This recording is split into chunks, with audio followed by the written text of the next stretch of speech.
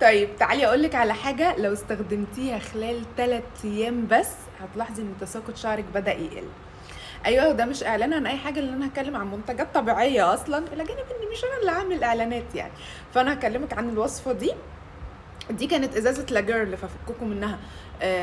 غسلتها وعقمتها كويس، وحتى جواها بقى منتجات طبيعيه كده، خلطه سحريه بجد وهم.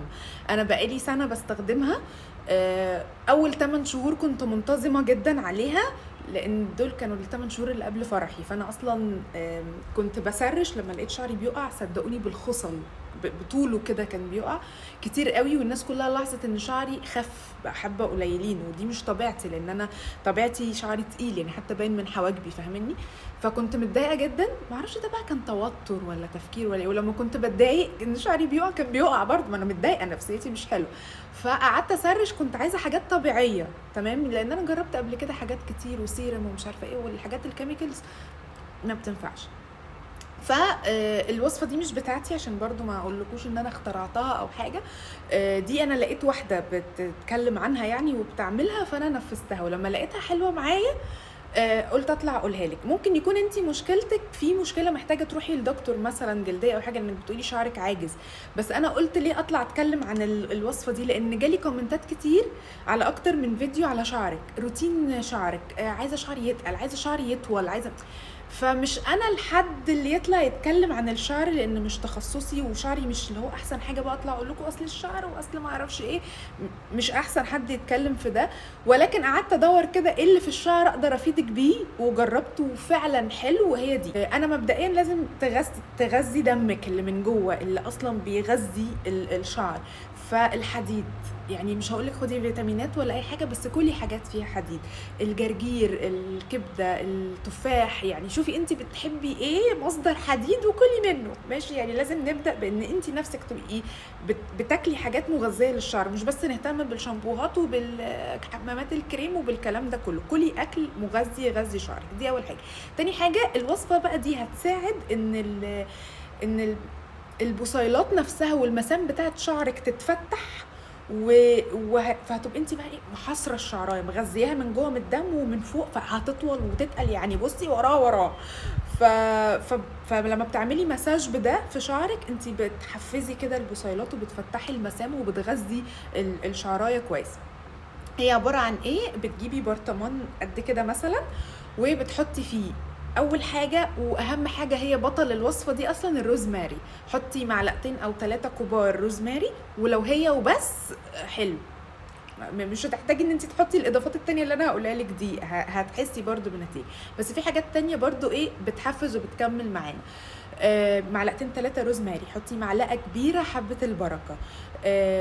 ورق سدر، انا قعدت ادور عليه ولفيت كتير قوي ورحت عطارات كبيره ما لقيتهوش، فممكن يكون هو مش في مصر او حاجه. بس قريت ان البديل بتاعه ممكن يبقى ورق اللورا، فممكن تحطي معلقه كبيره ورق لورا. رابع حاجه القرنفل، وكلنا عارفين القرنفل قد ايه حلو جدا في الانبات، حتى بيقولك حطي كام واحده في ازازه الشامبو، مش عارفه الانبات بتاع الحواجب، وانا جربت ده لان كان عندي الحته دي في فتره كده فاضيه، وفعلا القرنفل هو اللي نفعني. المهم حطي قرنفل بس ما تكتريش، يعني انا ماكسيمم بحط 10 حبات 12 حبه، بس تاكدي ان انت ما عندكيش حساسيه منه او حاجه، لانك لو كترتي منه هيهيج بقى بشرتك، هيخليها محمره لان هو حامي كده، فاهمه؟ ف10 حبات قرنفل حلوين. خامس حاجه وهي اختياريه، ميه الرز. ليه اختياريه؟ لانها بتنشف الشعر جدا، فلو انت مش حابه ده سكيب ميه الرز. بحط معلقه كبيره ميه رز، تمام. المكونات بقى دي بحطها في برطمان وبصب عليها ميه مغليه، وبقفل البرطمان كويس وبسيبه يوم تتنقع فيه بقى الحاجات دي كلها. تاني يوم بصفيه وبحطه بقى في اي ازازه تكوني غسلاها ومعقماها كويس، تكون بخاخ كده، وبحفظها في التلاجة. يعني بعد ما بستخدمها برجعها التلاجة، ولما بعوز احطها بطلعها، تمام. بعمل ايه بقى؟ بتفرقي شعرك وبترشيه على فروة الراس. على ايه؟ فروة الراس. ما بنحطوش على شعرنا نفسه، هو مش الهدف منه ان هو يتحط على الشعر ولا على الاطراف ولا اي حاجة، لانه هينشف شعرك جدا.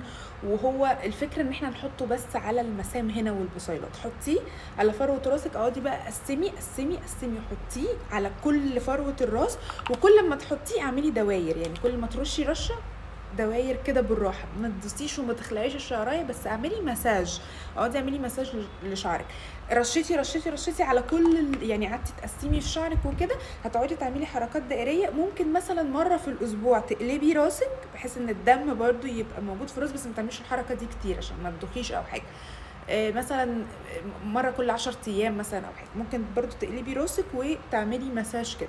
صدقيني بعد 3 ايام الكميه اللي كانت بتنزل من شعري قلت، فبالتالي مره على مره لما شعري بدا اللي بينزل ده يقل، فاوريدي اللي بيطلع هو موجود، فشعري تقل. يعني بصوا البيبي هير، بصوا هنا كل ده بيبي هير مثلا هنا وطول. يعني هو في بيبي هير بالطول ده مثلا، شايفينها قد ايه؟ كل دي بيبي هير. هو المفروض ما كانش كده، كان بيبقى لحد هنا، فاهمين قصدي؟ بصوا ده ما كانش كده، ده انا كان شعري فاضي من قدام. شايفين عامل ازاي؟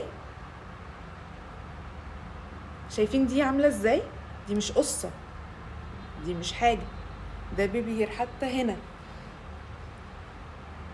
بصوا هنا، شايفين دي قد ايه؟ فهتلاحظي، لا هتلاحظي ان الشعر بدأ يطول وبدأ يتقل وكده. فجربوها بجد حلوه قوي. هي اصلا حاجات طبيعيه وهتلاقي اغلبها عندك في البيت ومش هتكلفك حاجه. واعملي تيست الاول كده، شوفي لو عندك حساسيه من حاجه منهم وواظبي عليها، وبجد مش هتندمي. ولو ستيل عندك مشكله زي ما قلت لك، تروحي لدكتور جلديه. وشكرا.